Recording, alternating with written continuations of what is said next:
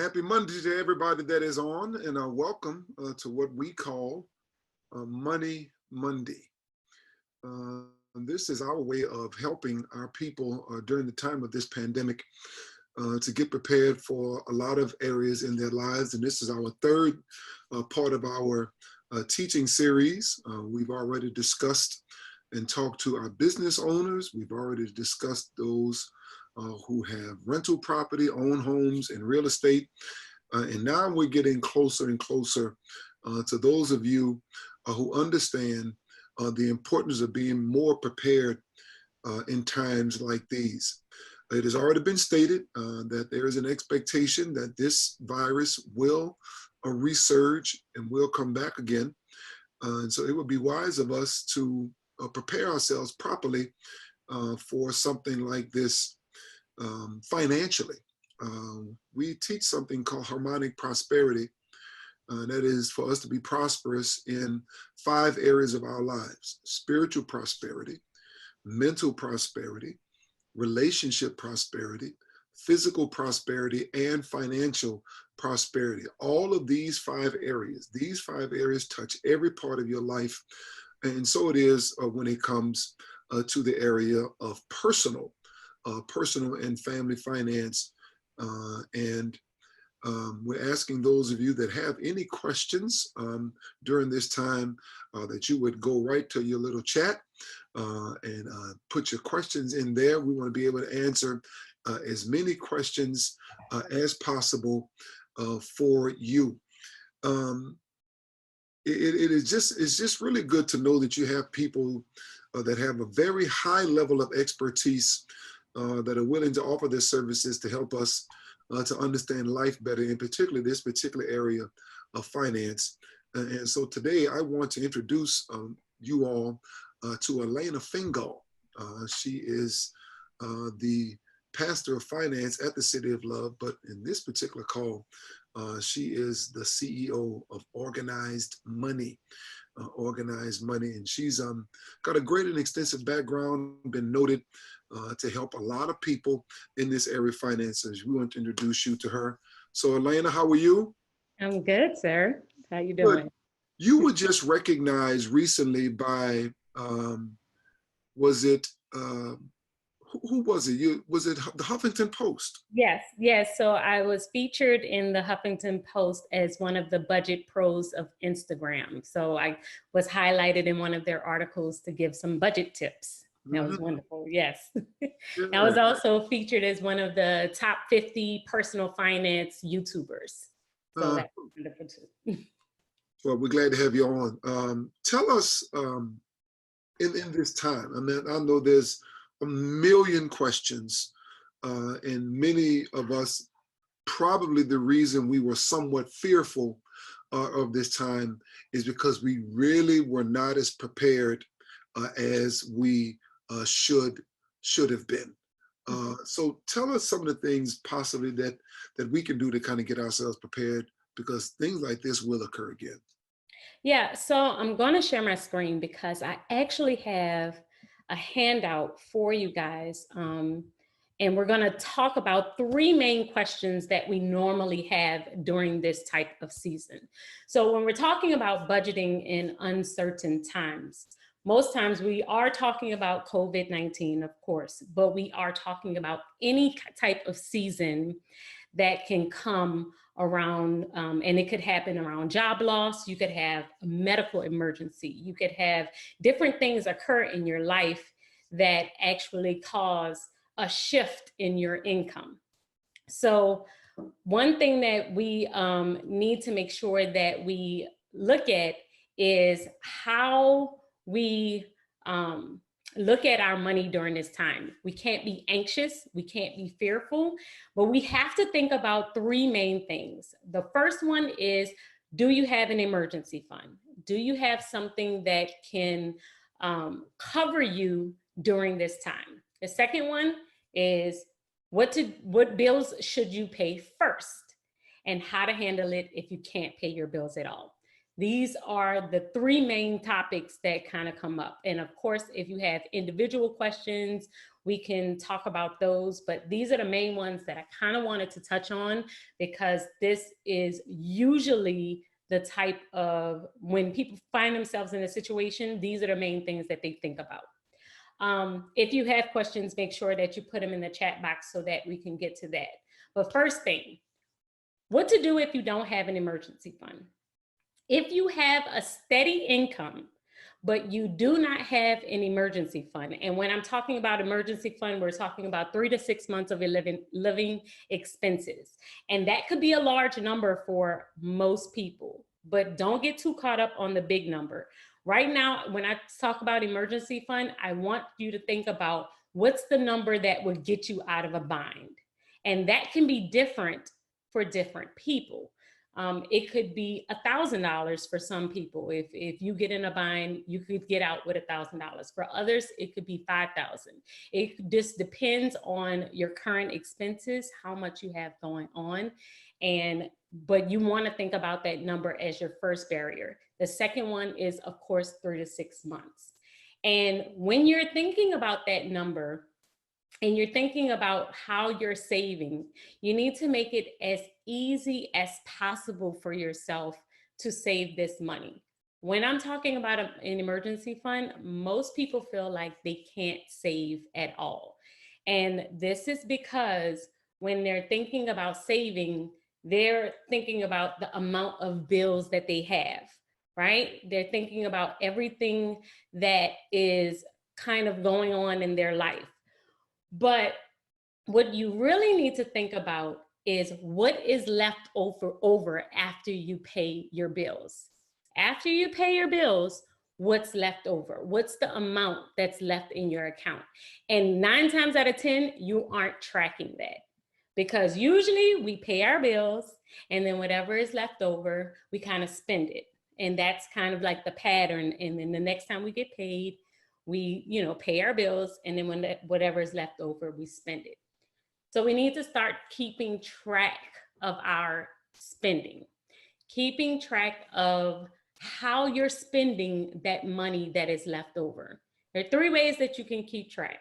You can do it on your cell phone, you can do it in a planner, or you can use an app. One of my favorite apps is mint.com. Mint.com, it's absolutely free. You can go on, you can just tie it to your bank account, and it can show you exactly how you are spending your money right now.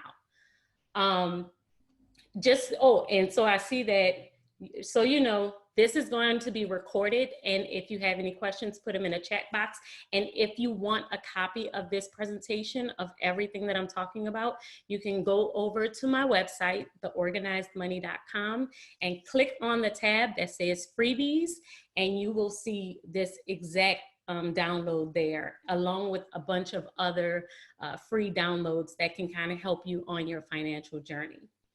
So once we see exactly what you're spending, the next thing that we want to do is try and reduce that spending. So when I'm talking about reducing spending, it's really, really challenging for most people, not because, we don't have the money, or not because everything that we're doing is so necessary, but usually it's because we have developed habits around our spending, meaning that you do certain things out of routine more than out of necessity. And cutting that routine might be very, very difficult. So let's think about a pizza night. I love to use this example because it's something that most families do. With us, it might be a Friday night where it's an eat out night, and you say every Friday, as a family, we're going to get pizza. The cost of the pizza, going to Pizza Hut, getting cheesy bread, breadsticks, drinks, it may be $40. Now, if you think about it this way, the extreme person would be like, we can't do pizza night anymore. Let's just cut pizza night altogether because we're going through this. It's going to be too hard. We're going to cut it out. But what that does to the brain is that makes you feel deprived. And then usually what ends up happening is you end up going the other way where you start to splurge too much. So when we are talking about cutting back, I'm not saying cut out because that causes you to feel like you're being deprived. I'm talking about cutting back as in changing pizza night to making the pizza and the purchasing of the ingredients, which could possibly be $10, or buying a frozen pizza from the grocery store, and that's $5. Just adjusting the way that we do things, not cutting it out completely, because once again, that causes you to feel like you're being deprived, like you're not living life, and it actually causes a reverse effect where we end up spending more money. But we're talking about in this season, cutting back on certain things that you're doing and finding another way to do them. So this is just like if you know there's something that you normally do, like eating pizza, then finding another way to do it. Maybe making it, which would make it even more of a fun family night, or buying it from the grocery store but as a frozen pizza and spending $5 instead of spending $40. Okay, so another thing that we want to do in this season is reduce our credit spending. We're reducing using credit cards in this season because many times we use credit cards as a savings account. And when we get in a crunch, we like run to the card and we're swiping left and right. And most people will tell you, you'll have people telling you in this season that, credit is the way. You're going to get wealth through credit. Use credit in order to get the house and get this and get that. And yes, it is something that you can do. But in this season, especially, cash is definitely king. We need to have as much cash on hand especially when you're dealing with a crisis. When you're dealing with something that's going on that's hitting you hard, you need to make sure you're reserving as much of your income as possible. So no big purchases, nothing really big. We want to make sure that we're using our savings to cover certain things. And we're going to talk about the top 4 things that we need to cover. And just remember that if you decide to rely on credit, then you are also connecting that to some additional work that you're going to have to do in order to make sure you're able to cover that expense later on. So reducing our credit card spending, trying our best not to use them as much as possible, and sticking with cash in this season. You want to start saving as much as possible. I absolutely love saving automatically. I use an app, it's called Capital, Qapital. And I have set up this app to where it does a weekly transfer for me, $20, and it goes straight into the app. First thing is, the app, you can set it up different ways. You can have a whole bunch of rules. You could set it up to where it takes your change. You can set up an automatic transfer. My favorite way to do this is an automatic transfer every single Friday, taking out a certain amount out of your account. If you do this, if you do $20 every week for 5 months, you'll have $1,000 just sitting in the app. We're thinking about the dime, not the dollar, meaning that it's little bits. When we try and do big chunks of money and say you're going to save $300 out of this check, usually it does not work for us. Why? Because it's a lot. It's too much at one point in time. The best thing that you can do is to save a little bit at a time. I love to think about it. Just think about it as like a turtle. Like you're just doing a little bit at a time, little changes here, little changes there, and it adds up to a nice chunk at the end of it all. So with this app, I'm partnered with them, with the company. And if you go to my website and you go to the freebies and referrals section on my website, you'll see the link to the app there. If you use that link, you will get $20 toward your savings. So you can start it off with your first $20 just by using my referral link on my website. So it's right under the freebies along with this presentation. You can definitely use that too. But using saving automatically is the best way to kind of assure yourself that you're going to actually continue to save, and doing it in smaller amounts is another best way to make sure that you're actually going to do it. This is my favorite way to do it. Of course, you could also save cash. You could do a whole bunch of other games. I have them on my website, but I really, really love the app because you can basically set it up and then you can forget about it. And if you ever need the money back, you can transfer it back. 1 to 3 days it takes for it to transfer from the app back into your account. And the other thing is that it will not withdraw from your account if your account is under $100.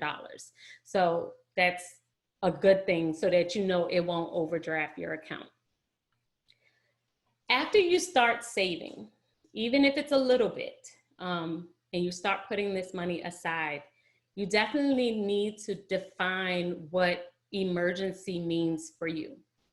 What I mean by that is, in order to make sure that you don't start nibbling and moving money back and forth from the app or wherever, from your cash, whatever you decide to do, whatever you start to save, you need to set parameters for yourself.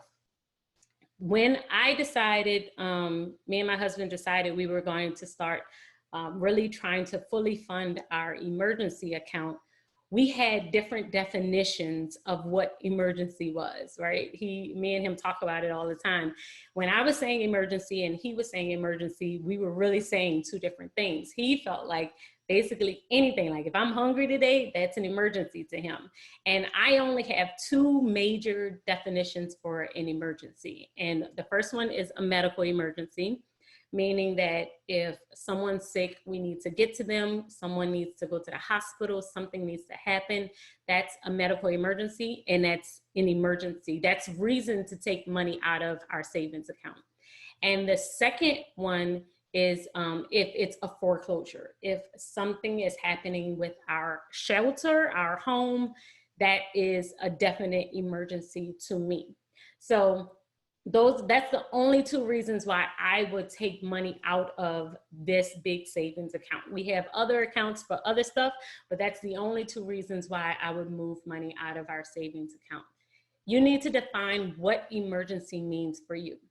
This will give you some parameters. This will help you define what that account means to you, and then you'll be less likely to move money from it just because you see a nice pair of shoes, or just because you want to go shopping, or just because anything else that might possibly come up. If you define it and you name it, what it means to you, you'll be less likely to take from it. I have clients who name their emergency accounts after their kids, because what that does is once they see their child's name, they will not transfer the money from that account unless they know they absolutely have to.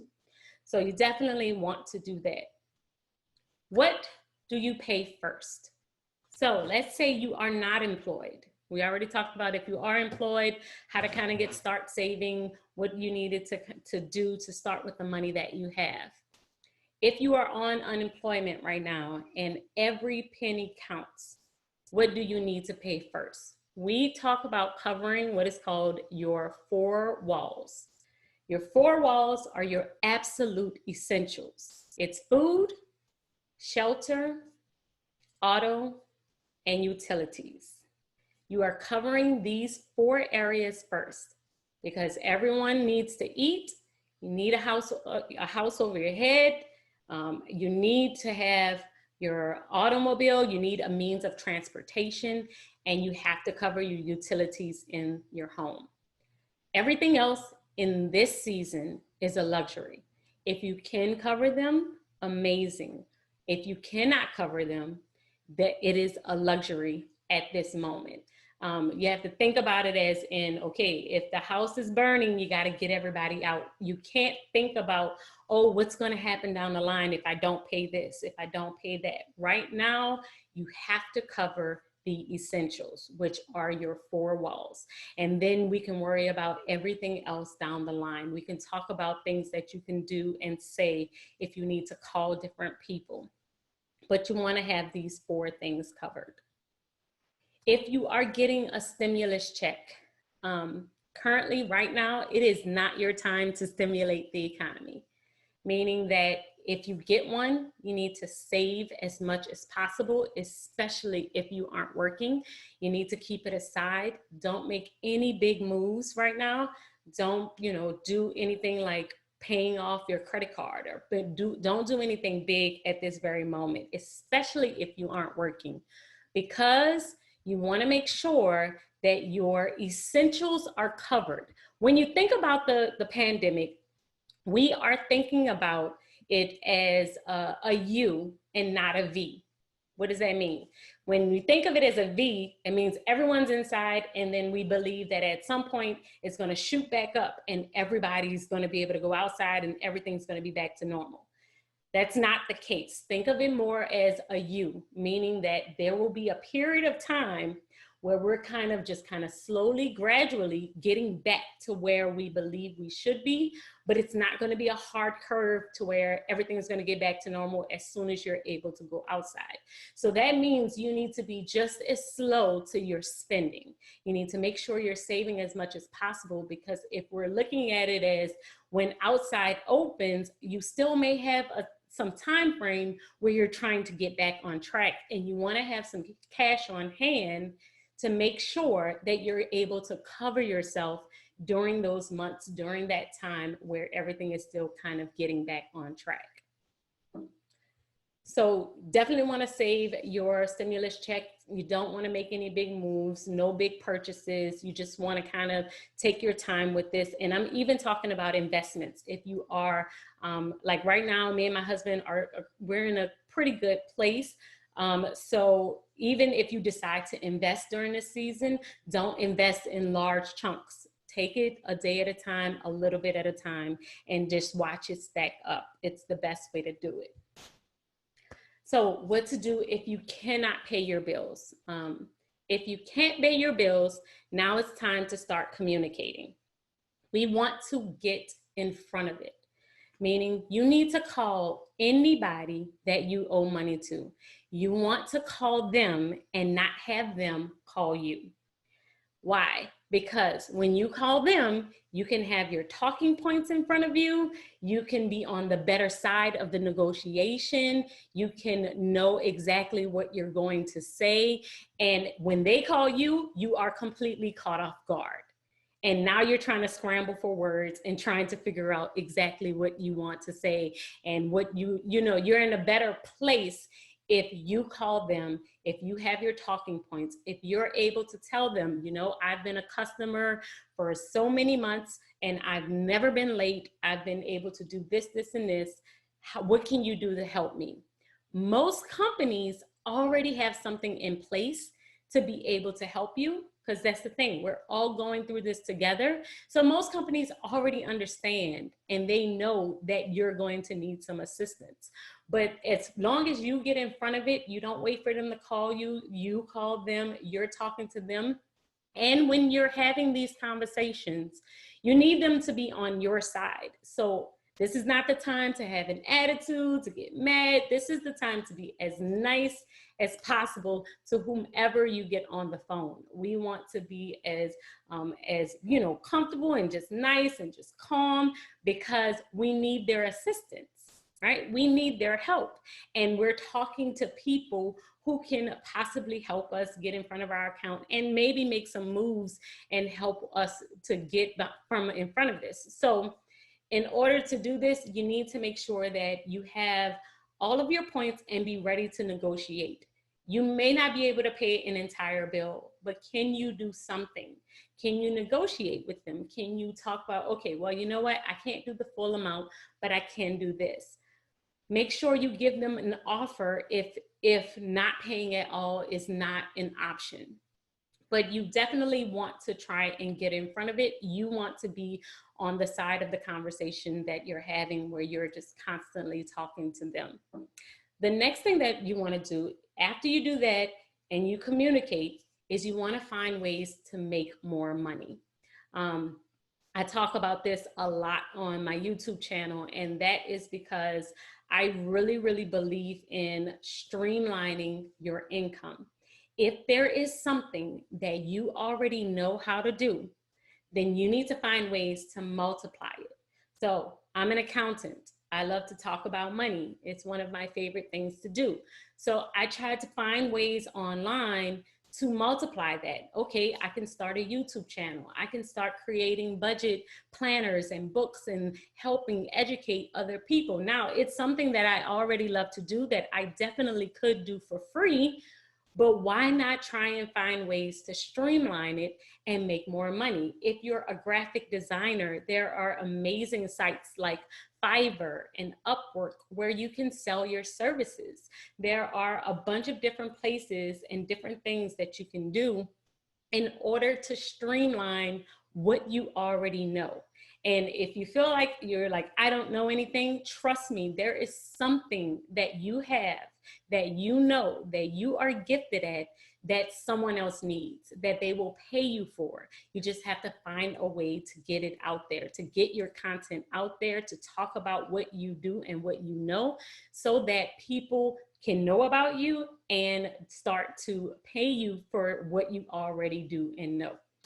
So I talk about this on my YouTube channel, and if you want more resources, you can definitely go there. Just go to YouTube, go to the Organized Money, and I talk about the 7 like side hustles. My entire YouTube channel is segmented into 4 different areas. So it's segmented into budgeting. We talk a lot about budgeting. I talk a lot about saving money. I talk a lot about managing debt, like making sure that you're managing it correctly. And the last one is making money. So side hustles, ways that you can make money online, different things that you can do, different sites that you may not know about, like how you can transcribe. You can literally transcribe, listen to audio messages and type them out and make money from that. They will pay you by the hour to make money, to just type up what you listen to. So there are different ways that we can do this, but we definitely have to get in front of it. We have to be progressive. We have to be more in tune with what we want to do, what we can do, and just trying our absolute best to stay on top of our own finances. We want, of course, we would love if the government gives us another stimulus check and they keep this going. But if they don't, you have to be your own hero in this season. You have to stay on top of your own money. You have to be the one that says, okay, what can I do for my family in this season to make sure that we are covered, to at least make sure our 4 walls are definitely covered. So you can definitely go there and you can connect with me. You can go to my website. The presentation, the link to the Capital app, all of the downloads, everything that we're talking about, and will be on my website, theorganizedmoney.com. You click on the freebies section and you can look at everything there. You can actually explore the whole website. I have a bunch of videos on YouTube also where I am talking about all of this stuff, where it gives you a bunch of tips on even how to track your expenses and different things that you can do to get yourself on track financially. So those are the tips that I definitely have for you, but I definitely want you to ask any questions that you have, anything that you are worried about in this season. Let us know. I saw that they are currently working on another stimulus package that we possibly could get. It's not guaranteed yet, but if it is something that is heading our way, then you definitely want to pay attention to that and see if that's coming your way. But if you have any questions, please leave them in the chat box below. I would love to be able to talk to you and connect with me on my website. I would love for you to be able to talk with me there. You can subscribe to my website too. And if you join the mailing list, I will email you every single Tuesday to keep you updated on different things that's going on in the financial world. Info on the transcriptions. I have it. It's actually in the video that I just linked up. It's called 7 Side Hustles, 7 of the Best Side Hustles. You can go there on my YouTube channel, and I have the link to the website where you can actually transcribe different audio clips to make money, and you know, all of the information of how you can actually sign up is on that video. So the video is called 7 of the Best Side Hustles. And if you look it up, if you just type in, go to YouTube, type in The Organized Money and 7 of the Best Side Hustles, it will pop up and you can watch it there. Okay. All right, sir. Thank you. Thank you, Alaina. There was another question, and that is, should I invest in my rental to upgrade it in this season? So it depends on where you are financially. If we're talking about investing in a rental just so you can rent it out as another side hustle, then I definitely would like to say, let's look at where you are financially. Do you have additional income coming in? How has your income been affected? If you update the entire rental and you have money and it doesn't affect you, if you can't rent it out for the next 12 months, then I would say do it. If not having cash come in, meaning that if you can't rent it out within the next 12 months, if that's going to hurt you majorly financially, then I would say to pause or take your time with it. I'm only saying that because since we said this is a U, it's not a V, we don't know how many people are going to be looking for rentals. We don't know how many people are moving yet. Are they even going to be able to see the property if they're stuck inside? And if that's the case, then you definitely want to take your time with fixing it up, thinking that someone's going to be able to rent it right away. And then if you can't get anyone to rent it, it'd be an issue for you down the line. All right. I would say that one of the things that would be very helpful for those of you that are on is schedule time to study when it comes to your money. Schedule time to study. It may be a few minutes every day, it may be 10 minutes every day, and allow Alaina to coach you from afar through all of the teachings that she has that will help you to get to the next level in your life. Patsy wants to know, for someone like me who is tempted to touch my savings from the 52-week savings challenge, how can you implore me to stay committed to my goal? So the first thing I would suggest is to move it away from where you are normally able to access money, meaning make it very difficult for you to touch it. So with our emergency account, I have like 4 accounts that are with Chase, and then I have a separate like money market account, which is, I can't walk into the bank and actually take money out of this account. I have to, like, it's a process and it takes a couple days to get it out. So with that being said, it's not easily accessible for me. And if you make it harder, then that will actually make you more committed. And if you do it automatically, then that will make you actually put more money into it. So save automatically, make it very, very easy to save and very difficult to take out. And then once again, if you name it something that kind of messes with your psyche, that kind of like triggers something for you, you can name it after a child, you can name it something, it could be the vacation of your dreams, but name it something that makes you think twice of taking it out. Should you take money out of your 401k now? I would say if you, you should not. It should be the very, very, very, very last resort. You should definitely not.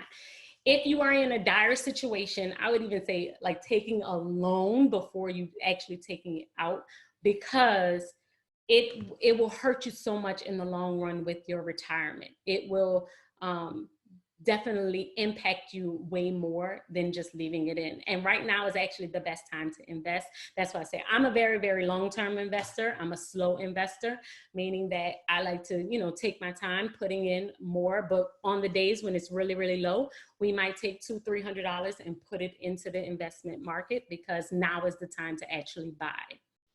What areas relate to budgeting would you suggest studying first? Baby steps versus advanced steps.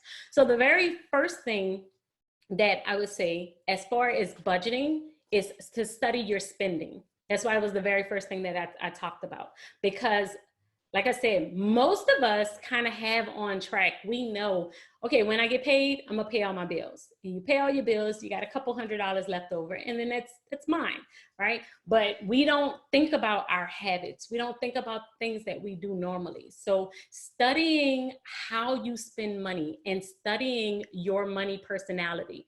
Me and my husband, we did an entire series on your money personality. That's the personality that you have that connects with money. Everybody has a certain money personality. I have an entire YouTube series on money personalities. There are 5 of them. You should go and watch those videos so that you can see which one relates best to you, because that will show you how you spend money. Once you know how you spend money and you can track your own spending and jotting it down in a notebook or looking at the app and see how you already do it, then you can start making changes to your habits. Every money personality has pros and it has cons. But once you connect and you know what it is, it's the same thing as your spiritual gift. Once you are aware, you can make changes, you can do different things based on your money personality. So you definitely want to go and do that, go and look and see if you can see what your money personality, study your money personality, see how you can make changes, track your spending, all of that. And that's on my YouTube channel. For college students like myself, would you be able to encourage me to primarily invest in as a beginner? I actually don't recommend certain stocks. I don't recommend certain investments. I'm not an investment professional, but what I will say is there are certain books that I would recommend that you get. Tony Robbins has a very good one. Money Master the Game. And there are a couple of other books. I believe I have them on my website too, under investments. You can look at all the books that I recommend. But you should look at reading different things, because you don't want to invest in anything that you don't understand.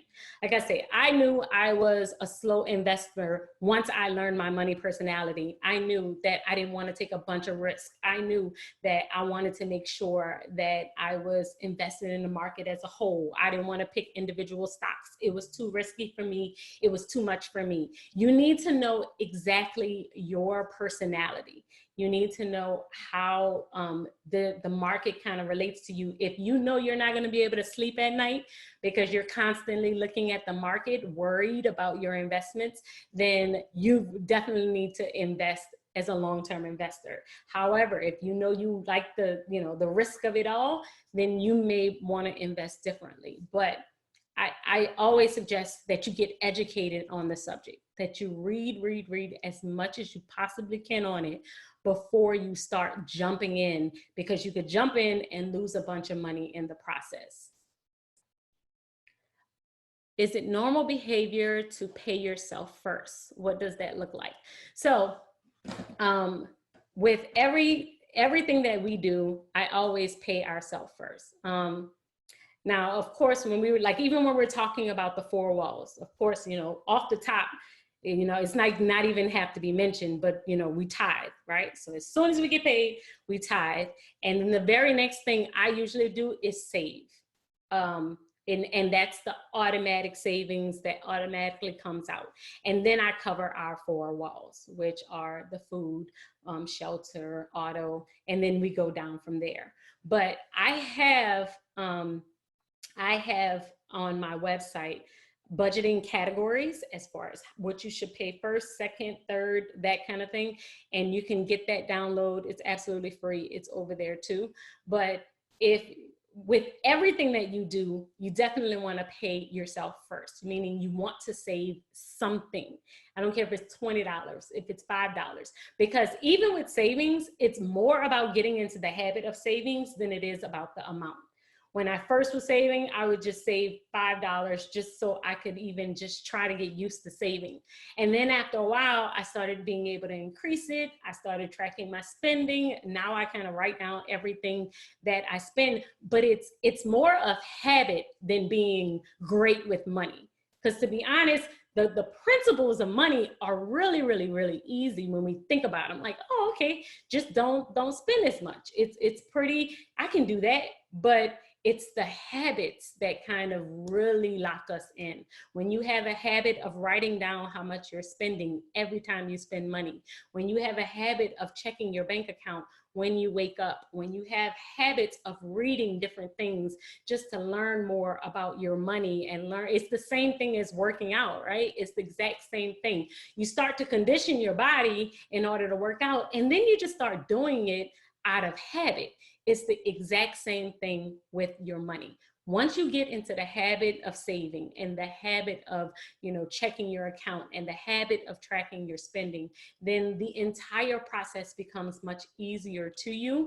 And then when you have situations where there is a job loss or medical or even this, it's like, oh man, that sucks, but it's not the end of the world. It's not, oh my God, like, it's like, okay, we can still move this, do this, and still function. We can make this work. And the calmer you are with situations like this, the better you can kind of get through this. Okay, let me see. What is your routine concerning checking and improving finances daily? So with our routine, I actually have a video on my money routine that I posted last week. So you can go and check out the exact steps that I do when we get paid. But as soon as money hits our account, and I actually have it going to an account that does not have any transactions coming out.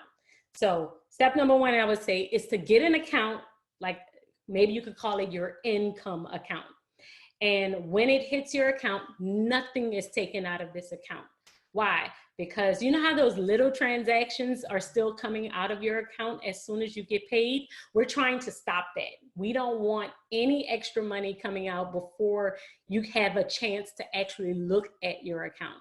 So this account is like the main account where the money comes in, and then it diverts out to all of the other accounts. So then it goes to, I move money to my bill account, I pay, our tithe, I'm putting certain money in our spending account, certain money in our sinking funds, which is like an additional smaller savings, and then to our emergency fund. So that is the very first thing I do. That is our routine. And then in the morning, like all of our bills come out automatically. That's all already set in the bill account. I'm checking my spending account every single morning, and I'm checking how much money we have left, how much I have to spend today, how much we have left for the week. And even though we have money in the other accounts, I'm only spending what's in my spending account. I'm only going to spend that amount, and then everything else is kind of off limits. So that way we know our bills are covered. That way I know we're not moving any money out of savings, and everything else is okay. You can check out the video that I have on my full money routine. I kind of walk you through the entire thing of what I do, and then this will help you set up your money routine, because you definitely want to have a routine every time you get paid. Did I miss any questions?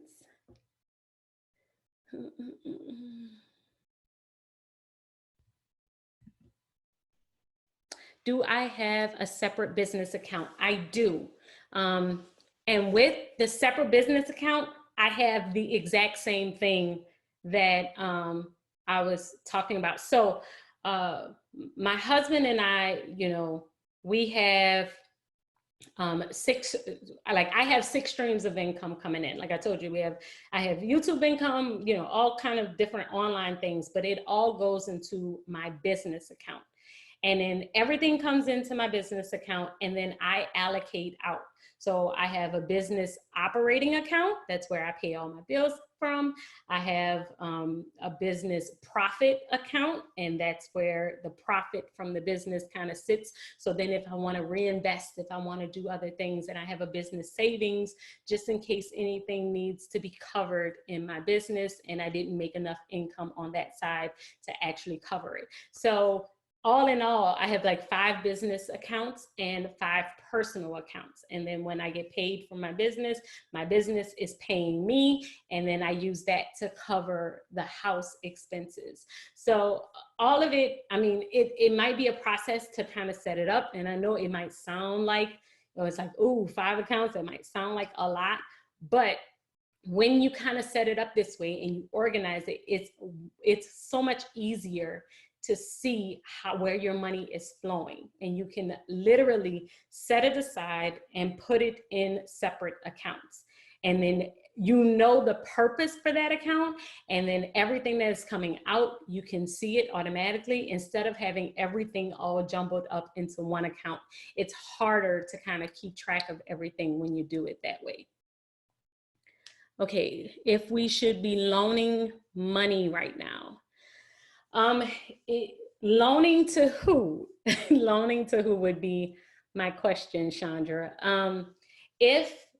Let's say if you are in an amazing place right now and you want to give to another family member who is hurting or another friend who is hurting. I have loaned money before, but I have looked at that loan, even though we may have talked about it as a loan, as a gift. It's a gift. In my head, it's a gift, because when you loan and you say it's a loan, then you are automatically putting that relationship in a different place. And you definitely want to make sure you are not jeopardizing relationships because of money. And because money is so emotional, if you loan it, look at it as you're giving it away. And that's the only way that I would say give it. If you feel like you can't do that, then do not loan it. Don't loan it. When you say business, do you recommend a sole proprietor or LLC? Is it required to have a tax ID number? You will need a tax ID number with anything that is not a sole proprietor. But I am actually talking about an S Corp for my business, but it depends on your situation. Jackie, if we probably could talk offline about that, because it depends on what type of business that you have, what exactly you're doing, how you should be set up. So there's like a list of questions that I would probably ask you to see what's the best business fit for you. Any other questions?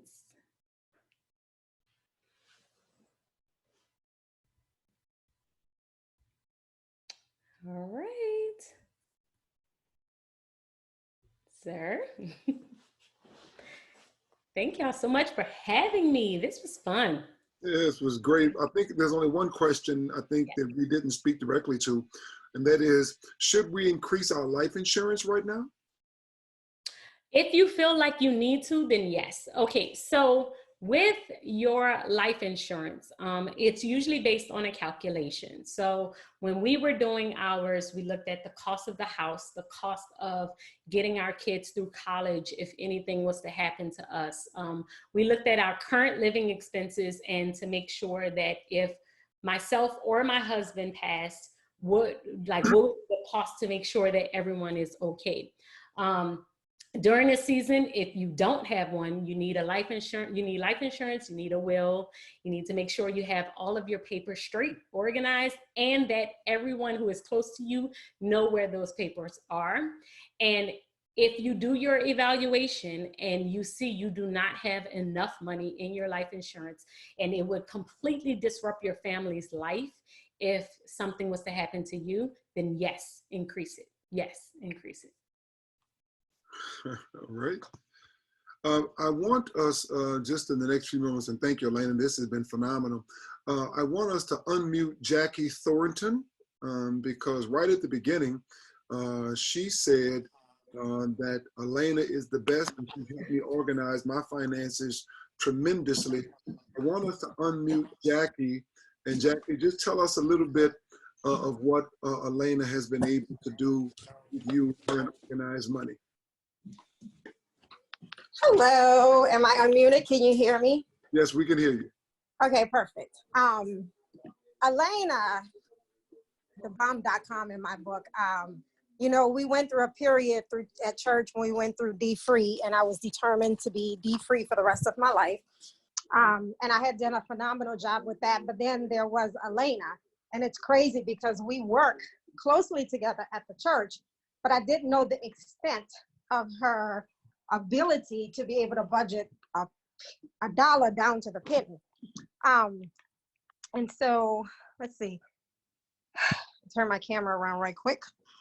This right here is what she introduced me to. And there's actually one that was before this one, but she introduced me to this. And let me just tell you, it is the best investment you could ever make.